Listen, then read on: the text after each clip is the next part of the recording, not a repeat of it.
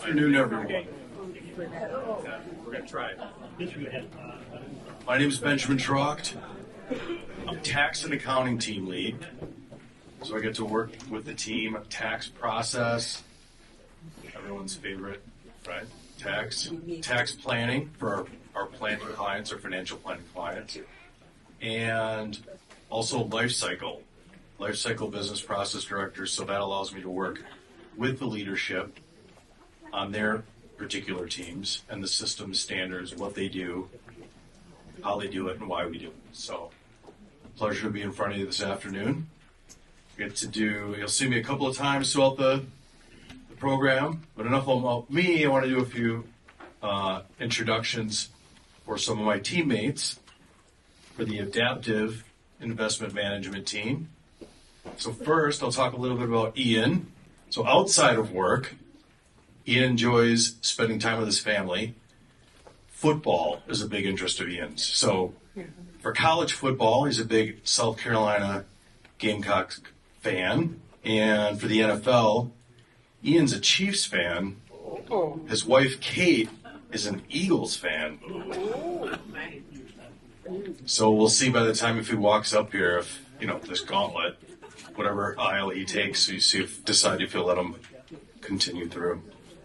And his kids, Connor's 5 and Quinn's 15 months, which is amazing, Ian, because it just seems like the other day we were just saying, hey, we just had Quinn. 15 months later, here we are. Outside of work, Kevin likes to do what his wife tells him to do. So that's his first biggest hobby. Lately, she's given him enough release time that he's able to drive Colt around in the tractor here. So he doesn't have any of the attachments on the back yet, but he might be out plowing the field right now. So looks good on the tractor. And next will be David Zarling. Outside of work, Dave enjoys time with his family. And I can personally confirm that there are many soccer activities. So that would be including the David Starr T-Bolts, the Jackson Soccer Club. I've had the pleasure of coaching with Dave now for 4 years, 4 of his decade of coaching that he's put in. This picture is from about 5 years ago, and it has 3 of his 4 kids out there at T-Bolt Soccer. Interesting fact on that as well to highlight, that Ava, his daughter Ava, is currently number 1 in the conference for goals and number 13 in the nation among D3 players for goals. So for that. So that's each of the team members individually. I'd like to talk, I guess, collectively about the team. That inside of work, each of these team members have decades of experience in the finance industry. The group's known for their technical analysis expertise. We'll hear about some of that today. The Adaptiv investment management system helps navigate various market environments for financial planning clients. They're respected in the financial community. They've built on that through sharing insights, through publications and presentations like the one they're going to present now, through which they'll ask and answer questions such as, what is the Adaptiv process? What about fundamentals and the political landscape of sort of political discussion today? And why is client first, why is the Adaptiv investment management system involved in markets? Please welcome Ian, Kevin, and Dave. You might have to turn this mic up a little bit. Or maybe I just need to put the mic by my phone rather than the device. Well, thank you for coming. Thanks for the introduction, Benjamin. How blessed are we that we have another crisp autumn day. We got to see the Northern Lights last week. We got to see a comet last night. As always, we start our presentations with a little bit of a disclaimer that many of you I know, some of you are our clients, some of you I don't know, some of you are not our clients.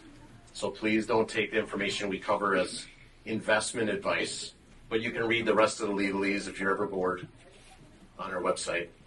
I won't bore you with that. But what we're going to be discussing today is our Adaptiv system, how we manage investments in different market environments. Part of that is really part of our true holistic plan. What we've assembled at Client First is a group of experts that have their niche that they operate in. Benjamin mentioned taxes. I don't have great expertise in that. But my team, we have 2 or 3 chartered market technicians. There's only about 4,500 of them in the world. We've passed those rigorous tests. We like to study supply and demand. We don't really study CNBC, so don't look for that here. Our agenda today, we're going to just talk about the adaptive process a bit. What is technical analysis and why do we use it? What is price? Kind of an abstract thought. What about fundamentals? What about the political landscape? Does that impact markets? Election year seasonality, we'll touch base on that. Kevin's going to be touching base on that. What do credit markets, right? We have this massive stock market. We have many of them across the world. But when you look at the size of markets, it's really the credit market, bonds and credit, that drive a lot of the money flow throughout our world. And it's much, much larger than the equity market. And there's clues that we can look at in credit markets to give us some clues on what the possibilities are for an equity market. We're going to give you an update on our proprietary ETF, our exchange-traded fund, how it's doing so far, and the custom basket process. So this is not going to be a basket weaving class, but we're going to give you some technical updates on how that process works and the benefits that it has provided those who hold it. Then we'll open up for a panel discussion. I hope you use that time to ask us questions. It's going to be an open forum. It'll be an open forum, and if you don't have questions, we have some that we thought might be important to ask if everybody here is not feeling up to asking a question. Then we'll go through our risk management game plan, how we're approaching the market currently for the next 6 to 12 months. But first, let's talk about the adaptive process. It's really a 3-pillared process, and they're interwoven. The first and foremost thing that we look at is price. Price, it's all around us. It is dictated by law, similar to gravity, right? We know that if we hold something up here, something drops. I'm not saying price drops. That's not the analogy I'm making. I'm just saying that everything else that's on TV, in the newspaper, online, is just opinion about price. All opinions are reflected in price.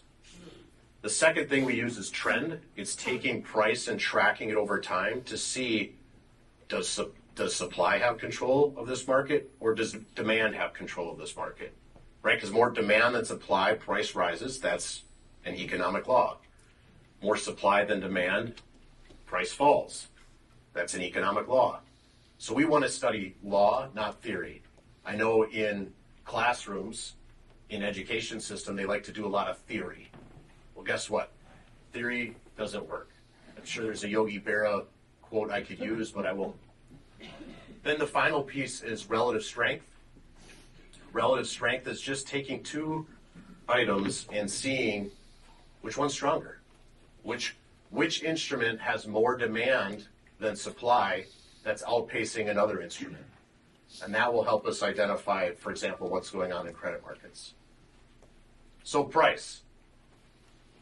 It's all around us. We interact with it. We fill up at the gas station. We go to the grocery store. We buy clothes. We're involved in markets.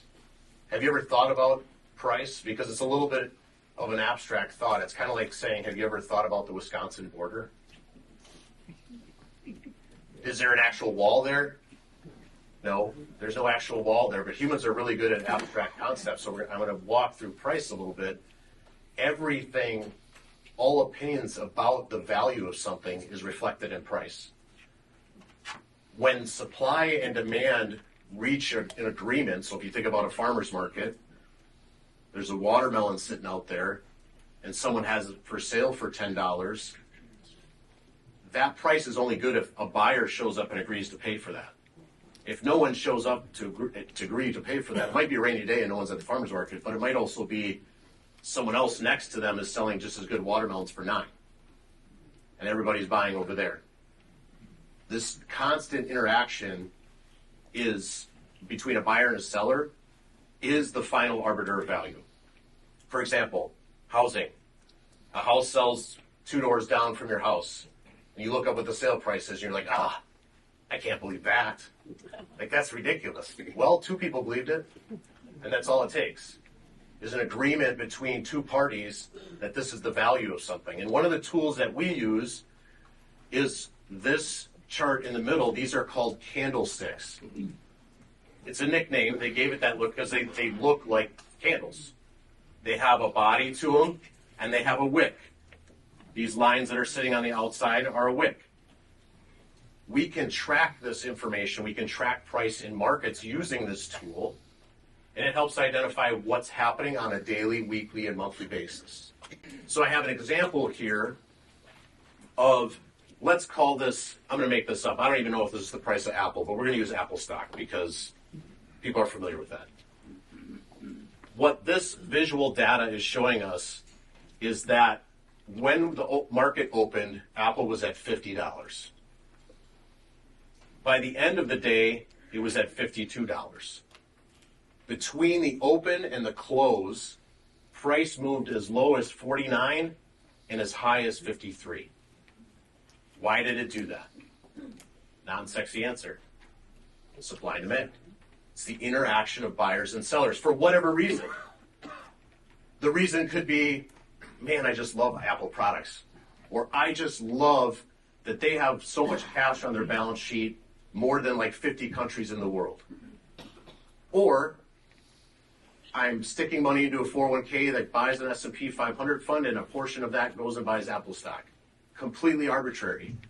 Or you might have someone selling because I hate my Apple phone. This thing never works. It could be you don't like the dividend that it's paying off anymore. It could be simply, I need to put a kid through college, so I got to sell something. And so you're selling. All things are involved in price. Rational opinions, like really well thought out opinions, and really poor thought out opinions. Like, oh man, I'm freaked out, I'm selling this. An emotional response. Moods and feelings. As my German professor in college used to say, feelings. No one cares about feelings. And I would say the same thing about price. Price does not care about your opinion. Very sad. Guesses. Some people like to guess. They might be on a message board, or they might, get that stock tip from a friend on this biotech company that, man, I'm just going to stick some money into that. So there's guesses that happen. In the end, everything is reflected in price. Only price reflects all information and opinions of all market participants. It is the manifestation of opinion and final arbiter of value. And that's why I put this slide on here, because you're going to rip it out and you're going to put it on your fridge. It's a very pretty picture. It's got the quote on there. It reminds you that price doesn't care what you think, but it is the final fact in markets. But what about fundamentals? Earnings, sales growth, cash flow, book value, dividends, GDP. Let's talk about GDP. So in 22 and 23, the market corrected about 25% down and moved sideways in a 20% range, something we haven't seen since the early 70s. Massive range in price in something like the S&P 500. At that time, the government was reporting positive GDP numbers. So why did the market correct? Well, guess what? Believe it or not, the government revises its numbers as it gets every month, as the data gets better. Well, all those numbers got revised to negative. It's almost as if price knew more than the government. Shocking. So when we use price, we are open to the idea or the fact that it's a weighing machine. The market is not looking at today. Price is not looking at today. It's looking at the prospects of an economy, a country, its tax system, you name it. It's looking at all the inputs and saying, this is what we think 6 to 18 months in the future. So you might have a market that's down 2% on a day, up 2% on the next. It's not about that day. Over time, when we track that information over time, we get a real understanding on what are the market participants, and believe it or not, you as individuals, as an individual, your opinion matters less than someone like Morgan Stanley. Right? Morgan Stanley's managing billions. Their opinion on Apple is more important than your individual opinion, and that impacts price. So you have some of the smartest people in the world whose livelihoods depend on this impacting price, and the market is showing us what's going to be happening in the economy going forward. It's a forward discounting mechanism. The other things involved, someone wants to go on a vacation, they sell some stock, they sell some bonds. There's pensions that buy bonds like crazy. There's companies that issue bonds because they want to have a lower interest rate or a higher interest rate. They're rolling bonds in a sequence to fund the way their company operates. So if we combine this with charts, the visualization of data, this candlestick I was talking about before, this is a chart of the S&P 500. It is not up to date. It goes back to late 21. There are 673 of these candles in this chart. So it's not about one day. It's about the trend, which helps us put together the weight of evidence. We operate in theses, like we operate in, if the market is going to go higher, it will be at a higher price in a few days or a few months. And we know factually that markets tend to trend. And the way we identify trend, there's various methods. I'm not going to give you all of them. But one simple way is this blue line that's running through here now is the prior 200 days of information averaged. So you take 200 days, you take the price of each of those days, you add them up, divide by 200, and then you add on to the blue line each day. We get a new close, we add on to the line. And this helps us identify, are we in an uptrend or are we in a downtrend? For the past 200 days, are the sellers in control or are the buyers in control? That's our main focus. We want to be focused on who has control of this market. So trend helps us put information in perspective. And that's a really important part of our process. And so make sure you do rip out that page and put it on your fridge or on your nightstand or wherever you need to put it. To understand our process is not about opinions. We have opinions, like we're going to talk about the election a little bit. I personally have an opinion. But again, my personal opinion doesn't matter in our portfolio construction. My personal opinion doesn't matter what the market's going to do next. And so if you have someone who's managing your money that it's their personal opinion, those get pretty dangerous pretty quick. And so with that, I'm going to have Kevin come up. We're going to talk a little bit about the news. I have a good way that you should handle the news. You should just turn it off. It's all depressing anyway. All they do is focus on the negative. I like being in here where we're all smiling and our bellies are full. Do that type of stuff rather than be on the news. But Kevin's coming up. I appreciated your kids being on the tractors, getting some work done. But Kevin will take us through news and whether it matters. How many of you guys watch the news or read the news every day? I don't believe you. I think some of you are lying to me right now. We're all friends here. It's fine. Come on. How many actually watch and read the news every day, every other day? Oh, all right. Fair. Mr. Kleinhaus said the Brewers are out of the playoffs. What's the point? It's fair. It's fair.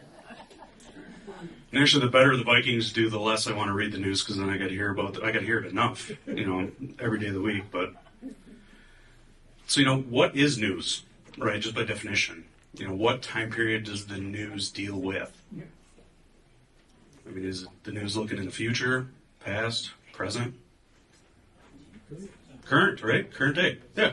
Right? News is always breaking, right? Everything's breaking all the time, even at my house. Markets, now financial markets, what time period do they deal with? Or kind of what's the focus of people who participate in markets? Current, past, future? Was it? Past? We study the past, but the future, right. Markets are a future discounting mechanism. They're looking 6, 12, 18 months in the future. So just by definition, if the market's looking ahead, do you really think that the news is actually impacting the market if it only deals with what's happening right now? Doesn't make sense to me, right? So what about the news? If you look, throughout history at some of the crazy headlines we see, it's actually pretty crazy how often the news actually, the headlines come out at the exact wrong time, or when the market starts moving in the opposite direction. So this one here, chart of the S&P 500, everybody's talking about, Trump's elected president, huge losses. There's going to be a bloodbath, right? You see some crazy headlines. That little circle down there is where the election was.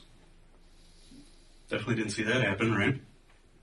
The news was wrong there. It's all right. 0 for 1. Sell everything.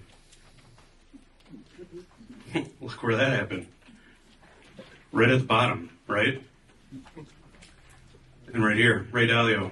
If you're holding cash, you're going to feel stupid. Looked like a good idea at the time, right? I mean, obviously, hindsight's 20/20, right? But I think the point's proven that, once these things get out in the news, the market's already moved, weeks, months, maybe even years ahead, right?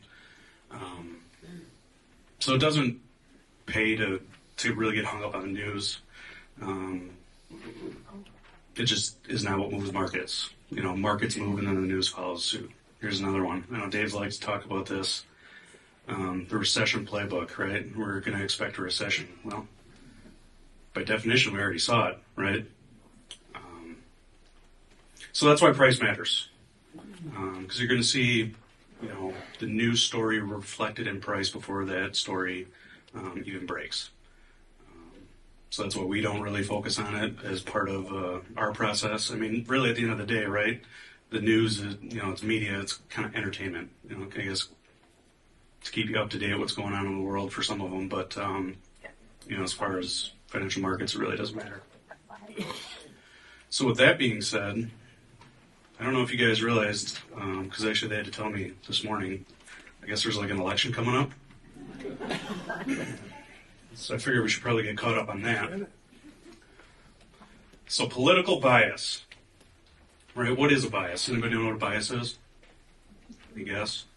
Say, you're doing good this morning. You might as well keep going. That's my opinion, and what nobody else's matters. Exactly. That's my opinion, and nobody else's matters. Yeah. A bias is, could be kind of a conscious, unconscious notion, right? Just kind of a tendency to lead towards your own experience, beliefs. And just with politics, I guess, right? A lot of people like to think that politics or political parties, drastically affect what happens, in the financial marketplace. The thing is, though, it really doesn't. When you go back throughout history and look at, performance of the equity markets, it's exactly the same, right? Which is just crazy to think about that that's even possible statistically. But it really doesn't matter. The market moves on, right? Once they find out who's going to be president, the dust kind of settles. Things continue from there. So, Dave kind of mentioned this before too. Personally, right, we can have opinions on who we think would be better, one party or one person versus the other. But, professionally and as a process, it really has no bearing in the adaptive process. And actually, it's kind of crazy how some of this plays out. So over Trump's administration, over his term, what would you expect, or which industry do you think would have performed better, right, with a conservative administration? Clean energy, solar, or things like, energy, oil and gas, exploration? Which one do you think would have done better? Oil and gas? Yeah, I would have guessed that too. But it's in here, right? So that must be wrong. So this right here is TAN. That's kind of like solar companies. And this next one right here is clean energy, the top 2 performing industries, out of the couple that we looked at. XOP is oil and gas exploration and production. It was actually negative over his term in the worst performing industry here. Now, what you would guess, right? If you're just kind of making investment decisions off of which party's in power. So now I think you'll kind of know the answer coming up here. But so as of, I think, yesterday, would you expect, this picture here kind of on the right to be the same, with oil and gas, being negative, kind of solar, clean energy, things like that, being kind of leading industries over Biden's term? Now you don't, right? Because you see how this works. Exactly. The top performing sector is the total opposite, right? Oil and gas, which is not what you would expect. MJ down here is like a marijuana ETF. Solar, clean energy, all drastically negative over his term so far. So you really can't let these biases affect your decision making or things like that. And that's why we rely on price, because price is going to tell you one way or the other,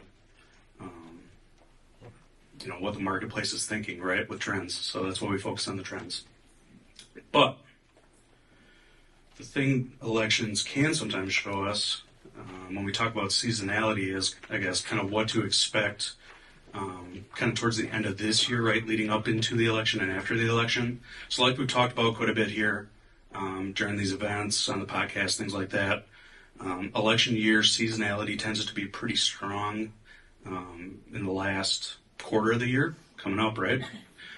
So this red line here is the actual, chart of the performance of the S&P 500 this year. This blue one here is kind of a composite, right, aggregate of all the election years going back over this chart. And these kind of black and gray lines there just are only looking at 10 or the past 10 or the past 5 years.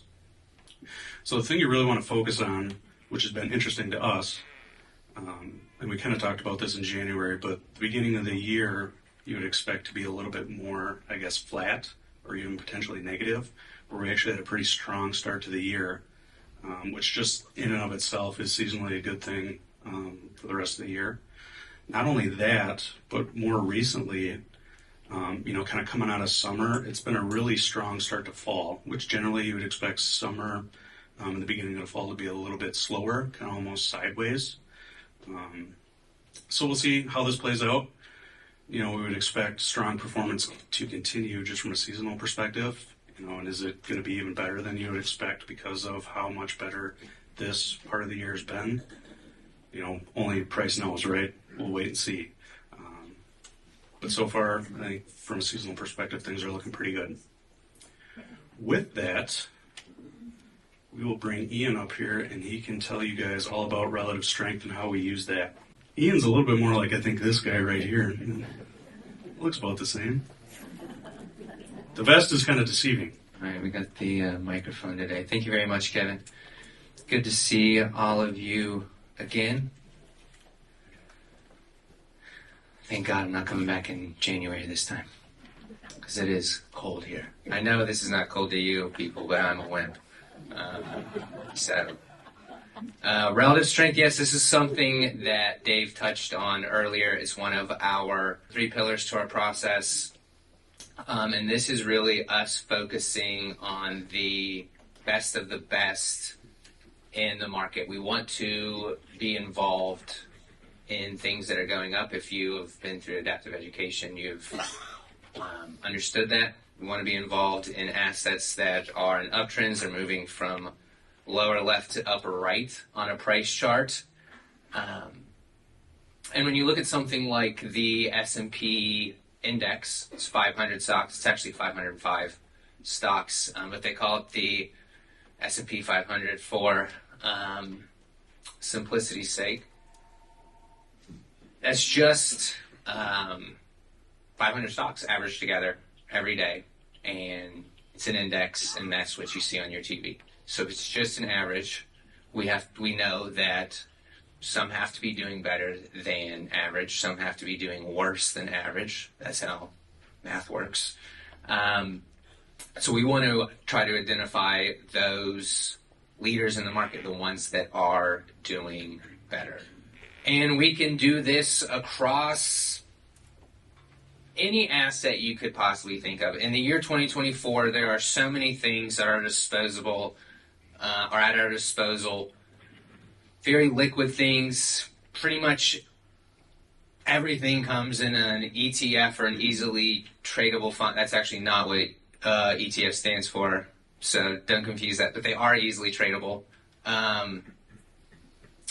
We can look at, not just the sectors and things here in the U.S., but global stocks and how those are divided up, whether it's by market cap. We can look at cryptos. We can do all this same work in the fixed income sector, which we'll get to here in a little bit, whether it's corporate bonds or U.S. Treasuries or municipal bonds or general obligation bonds. All of that can be split up and identified. So we can find, okay, what's actually the best of the best here. So we talked about credit. Dave mentioned this. Very, very important area of market to pay attention to get a gist on what's going globally. Definitely not as cool as equities. Equities absolutely get all of the headlines, or at least 90% of them. But credit markets, very, very important, and usually will move before stock market moves. So you will see cracks and warning signs from fixed income arena usually before stocks start to roll over, or vice versa. You will see positive signs out of the fixed income space before stocks rebound off a bottom. So we've got aggregate bonds. Aggregate bonds pretty much just, it's your average bond. It's the S&P. This index is just the S&P, but for bonds. That's the way I like to look at it. So all those things I mentioned earlier,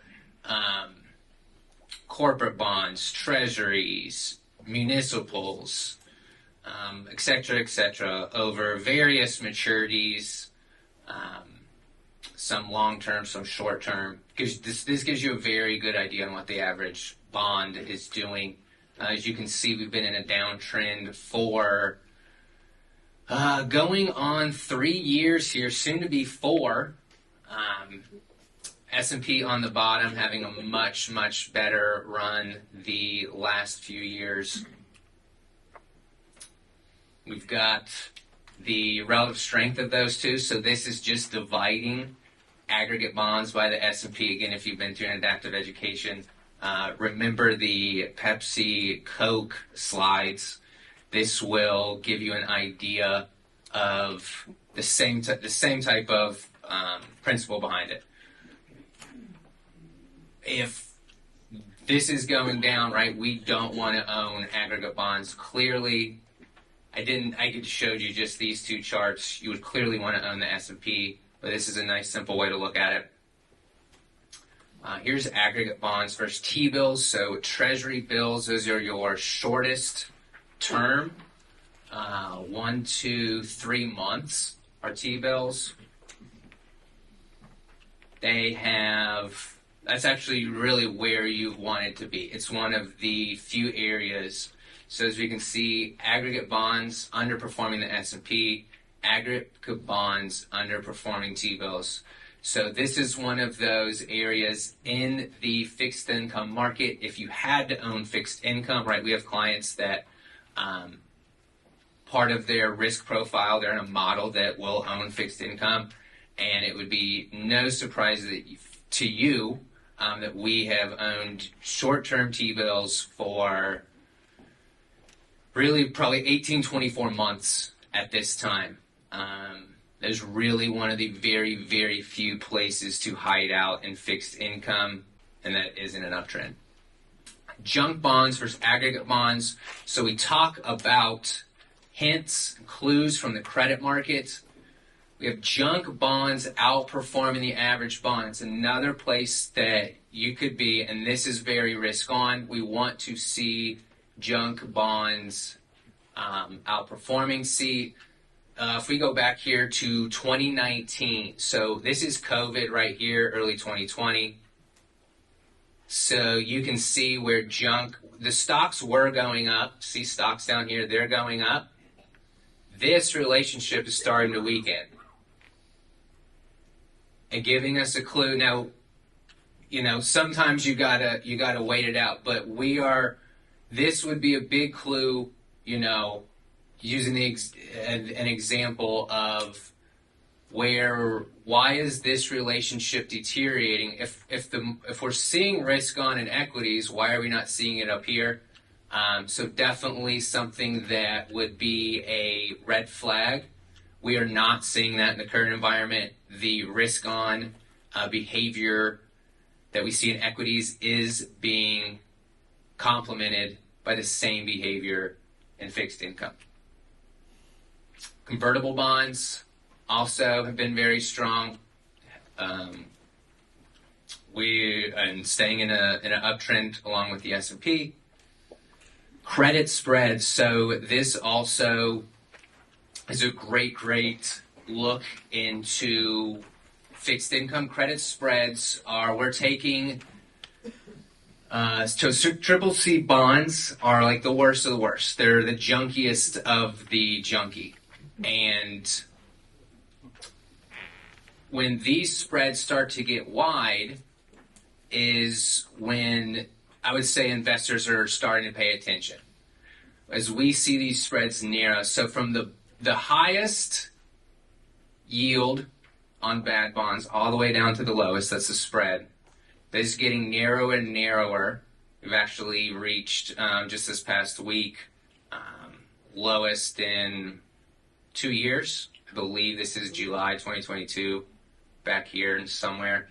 So about a little over 2 years. So again, great signs from the credit markets.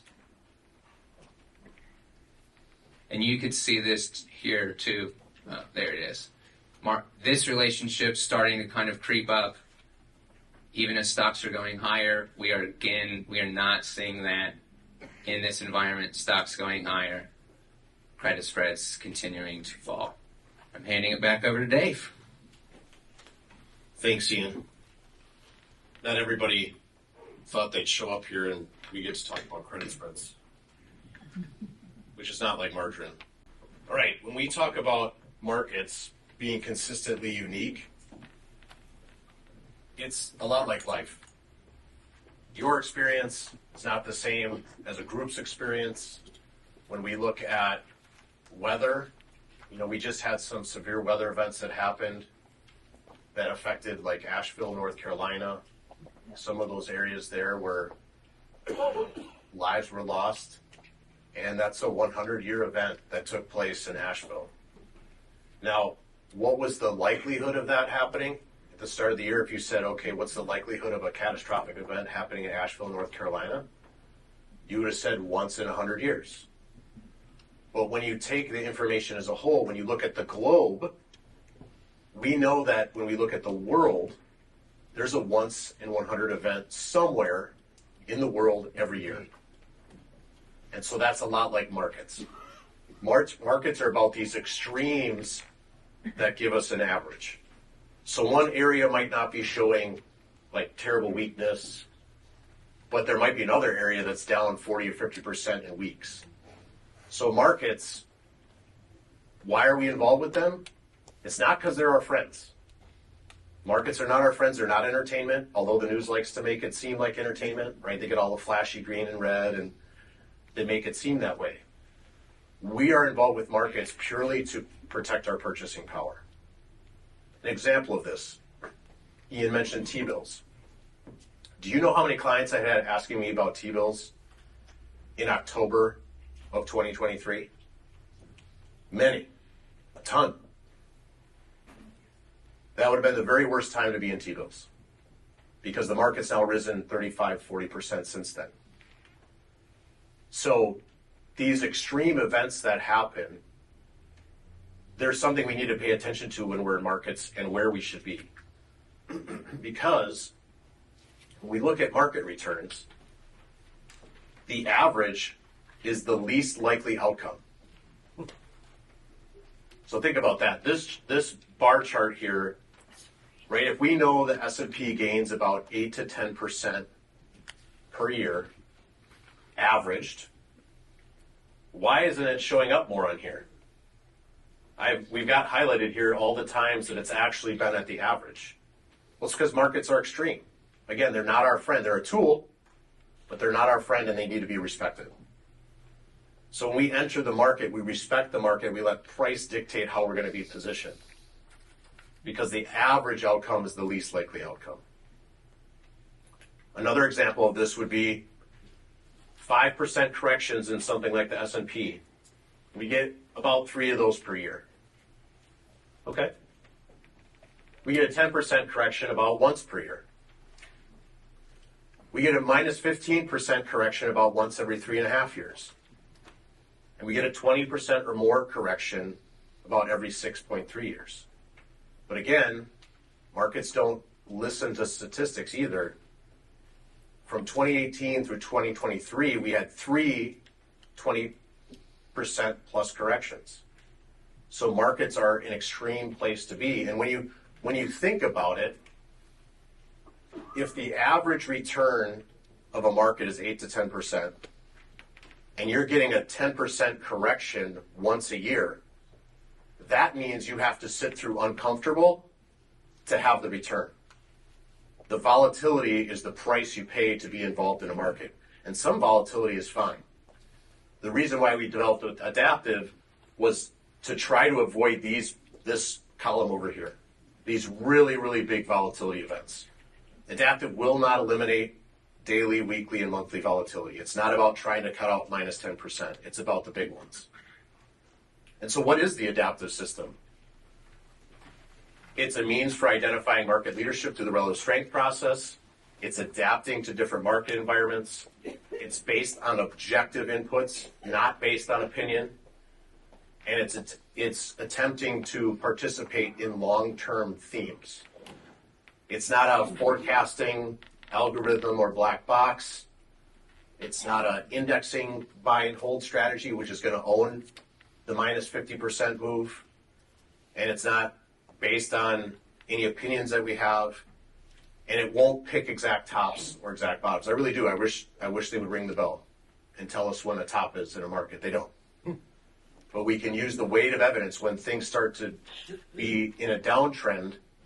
We cannot participate in that thing. And so when we look at our current environment, John Templeton, tremendous investor, you might have heard of Templeton Investments. He said, bull markets are born on pessimism, grown on skepticism, mature on optimism, and die on euphoria. Where do you think we are? Because I would argue we're somewhere in skepticism. Some are positive about things, but as you head into an election, there's a lot of skepticism. You might say, oh, the market's gone too far too fast. But we have to have a game plan. It doesn't matter whether we think it's pessimism, skepticism, optimism, or euphoria. How do we manage this situation? We use price. Going back to the original point at the start of the presentation. You might recall this chart from our January presentation. Now I see some of you are like, I don't remember that at all. I was hoping some of you would be like, oh, I was hoping he's talking about this. But here we have the S&P 500. In the orange box is this range that we had, this massive 20% range that took place, the largest that we've seen since the early 70s. We had a move that took place that pulled back into that level. You might be familiar with our orange and blue rules, our 5-day moving average and our 200-day moving average. Our game plan at that time was if we were in the orange box below it, we wouldn't be involved. Above the blue line in the orange box, we were going to be heavily involved. So for 1 week, we were out of the market. The next week we were back in. That's called changing your mind based on the evidence that's at hand, because the market does not care about my opinion.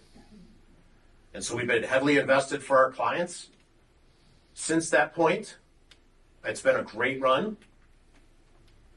And then you set up new parameters as more information comes in. This is called being Bayesian. There's something called Bayesian statistics, where the most recent information is weighted in comparison to the old information. So here we have enough information to show us, wow, we're above a blue line, and not only that, we're above where the sellers took control last time. So if all the selling was taking place here, and buyers were willing to pay a higher price than 2 years ago, that is a really tremendous, it's something called equilibrium or an area of interest. We know mathematically that buyers have control of this market as long as we're above the blue line and we're above 4,800. So a new line in the sand. This is what that same chart looked like in April. So we stayed invested. In April, we were sitting at about 5,000, and we knew that there was probably likely about 5 to 7% volatility. Again, we're not going to eliminate that volatility, but understanding it's there and helping our clients understand that yes, there may be a month or two or a couple weeks pull back into this level, and then we move higher. That's a possibility, but the weight of the evidence points to higher prices. And so here we are, October 16th, 2024, and we have moved higher. April is right here. And we continue to move higher above a blue line, and we have some new levels of interest that we know carry about 5 to 10% volatility. We know that as long as we're above 5,200, above a blue line, buyers have control of this market. If buyers don't have control of this market, it will show in the data. It will show in price. And we can use that information to identify, should we be involved or not? Again, maybe there is a 10% correction, could be, but we know the trend is higher, and that's the price we pay. Being involved with the volatility is the price we pay. So I'm going to have Ian come back up. We have developed, I do like the term easily tradable fund, ETF, but it is exchange traded fund. We developed one of our own called the Adaptiv Select ETF. It's the ticker on the NYSE is ADPV, and Ian's going to give a little update about that. Yes, so as Dave mentioned, in November 2022, we debuted our own ETF as really a tool internally for clients. Clients that have been around for a while remember we used to have like individual stock sleeve, particularly in the ultra growth model. Usually own anywhere from 10 to 25 stocks. So we like that idea, not the most tax advantaged way to go about that. So we created an ETF with the same philosophy. It owns 25 stocks, uses relative strength and momentum to identify, again, trying to find those stocks that are above average, that are outperforming. So just wanted to give an update. We usually will mention it sometimes in the client letter, but thought this would also be a good opportunity to touch base. So far year to date with the broad market, S&P is up 24, NASDAQ 100 22, emerging markets, and that's EEM. EFA is foreign stocks, and then IWM is the Russell 2000. So ADPV up 32, almost 33% for the year, and currently has a very, very large weighting in financials. So that this is the orange is sector weights in the S&P, how that index is weighted, how much exposure it has to each sector, and then blue is how much exposure ADPV has to each sector.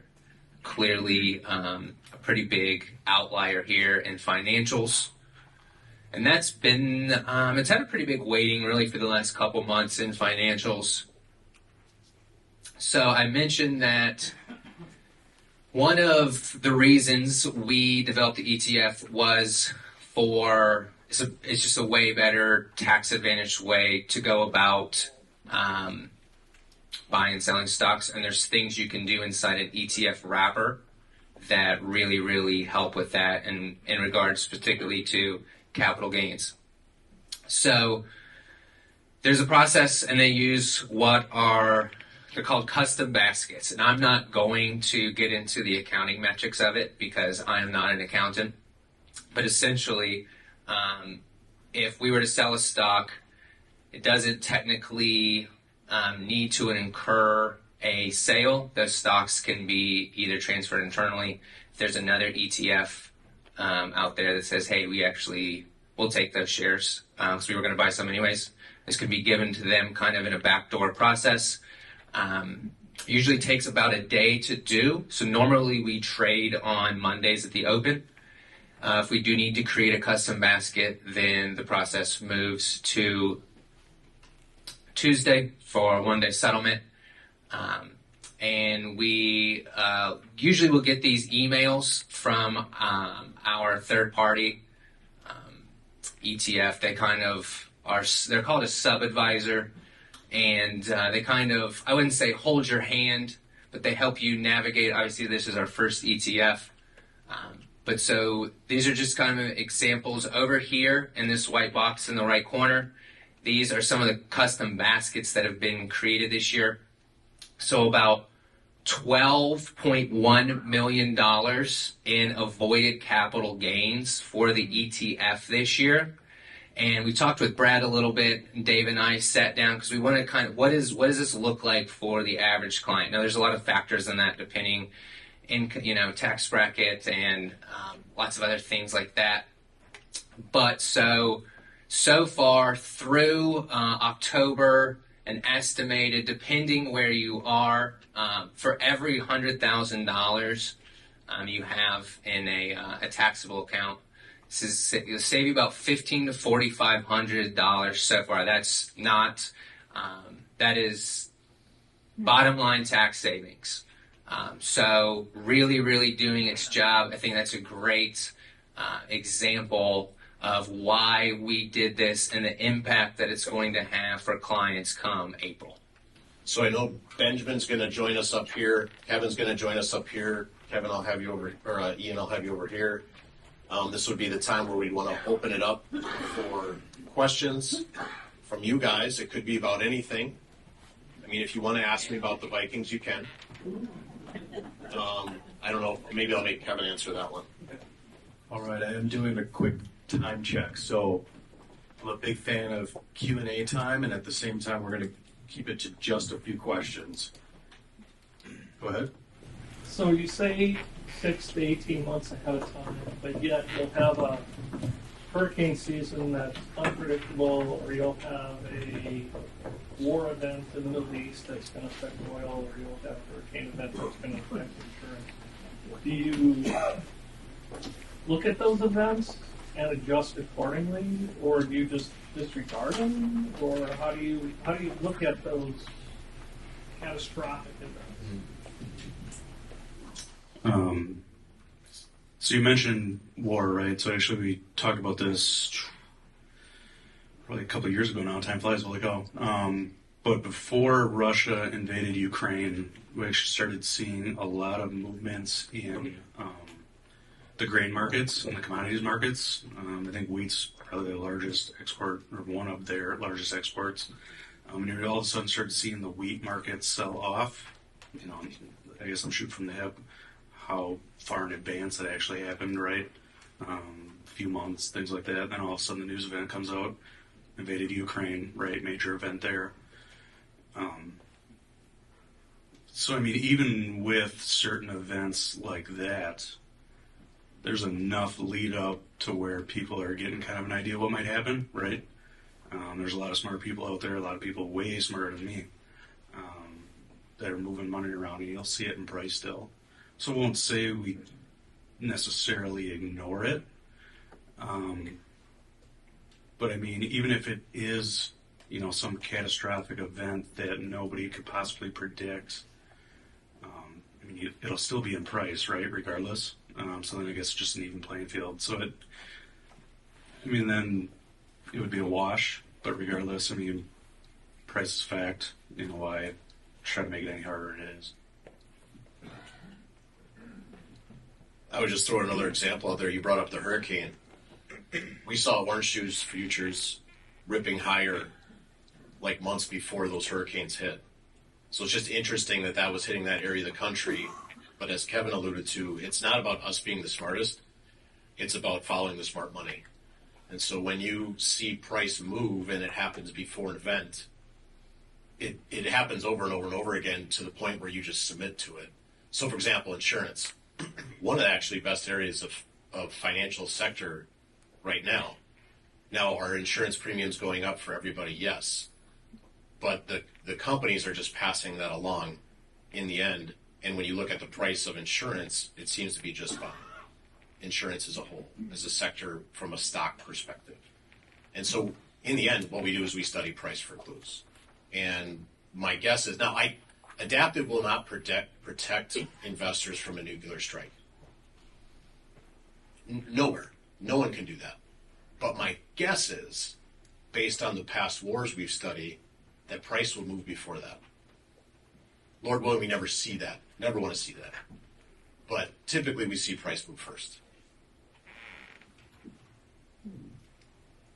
All right, I'm gonna throw more question at you, so we still have time to talk on the back end of this about, with all this information, what do we do? Is there a plan? So I've got one. I've been hearing about Bitcoin. Is it still around? What's been going on with Bitcoin? Crypto assets. Bitcoin still, it's really been sideways since April. Still a very, very liquid asset. Even more and more ETFs have come on board. That was a big thing for the crypto industry this year. They got their first official ETF. They had some ETNs that aren't necessarily the same. But yeah, holding up. It's certainly not in a bear market, kind of just not doing anything for the last few months. But it has had a very good last, I'd say, 18 to 24 months in general. All right, thank you for that. We're going to wrap up on the Q&A, be able to move forward. With all the information you've shared with us today, what type of final thoughts? Yeah, it was like, because various information can cause some to fall asleep, some their eyes to roll back in their head, and so I just want to I always like to leave you with what's the important thing to focus on, and that's our game plan. And it's really simple. If we're above this blue line and we stay above 5,200, we're going to remain invested for our clients. It's that simple. If it's not, we won't, and we'll revisit what that looks like, how we need to be positioned, including does it need to be in cash. But for now, we remain invested because that evidence shows. It's the same thing when we look at seasonality that Kevin talked about for the election. Could there be corrective behavior going into the election? Absolutely. And I'm not saying you can't have I have my personal opinion about the election. We got 20 days to keep them alive. But as far as the market goes, could we see volatility heading in, that period of time? Absolutely. Does that mean the bull market's over? No. So we just continue to track price. We have our price levels, 5,200. If you're writing on a napkin or you want to put a note in your phone and you want to track that, you can. That's an important level. That would be the first clue that sellers have control, is if we're breaking below 5,200. If you like this type of information, we put out a weekly trend podcast. You can find it. You can snap the QR code. It takes you there. You can listen to it on your favorite platform. You can listen to it once a week, or you can just listen to it once a month, or never. It doesn't matter to me, but it's information that we put out that you guys can listen to. So with that, I want to thank Kevin and Ian. You guys did a great job. If you guys can give them a round of applause. And Benjamin just has a couple housekeeping items before we wrap up. Thank you. First item is, please provide your feedback. Your feed forward. I call it feedback, feed forward. feedback on the session today, but also feed forward on what do we keep doing? What else would you like to see? Next month, True Holistic. See the different puzzle pieces. Those items are coming together. Looking forward to that next month. I've got one other item. It's a story. You know, sometimes we'll start out with a factoid at the beginning of the session. Here, I'm going to wrap it up toward the end. When Ian was talking a little bit about Bitcoin, it came to mind. Who likes pizza? Oh, all right. All right. How much is a pizza worth to you? Depends how hungry I am. There you go. Depends on how hungry you are. So this is not a recommendation. This is information only. Bitcoin Pizza Day. Anyone heard about it? Celebration? Yeah. May 22nd. You've heard? All right. Yeah, I know. May 22nd, 2010. Papa John's, Florida. Yep. 2 pizzas. $41. Reasonable. Depends how hungry you are. 10,000 Bitcoin. So $41 in 2010, $700 million of pizza now. So how hungry are you? Not that hungry. Not hungry anymore. It was a great lunch. So that's information. This is the session for next month. Looking forward to the planning team, True Holistic, pulling those together. Thank you for your time and attention for me today. I'm wrapped up. I'd like to bring Paul up here for a special announcement. Thank you. Another round of applause. Also, a round of applause for Brian and his team. Wasn't the food delicious? I thought it was. I'm going to be brief, then we get you back out to the wonderful fall weather we're having. I'm letting you know we're having a strategic direction shift in how we're going to handle education events in 2025. So we have this event, we have November's event, and that'll be the last event like that. We'll be changing some topics, we'll be changing the time of day, we'll be changing the invitee list. So it's going to be exclusively to our financial only clients and a special guest. So that's going to be starting in 2025. Further details will be handled to the invitee list, but we want to let you know because we've had this type of format for a couple of years, actually our whole time. And so we're going to be making that shift in 2025. So enjoy it while you have it. These guys are available for questions, but they do have to kind of get going because the market is still open.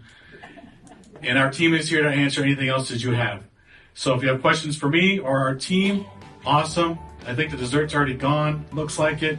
So enjoy your fall weather, and we will see you in November. Thank you.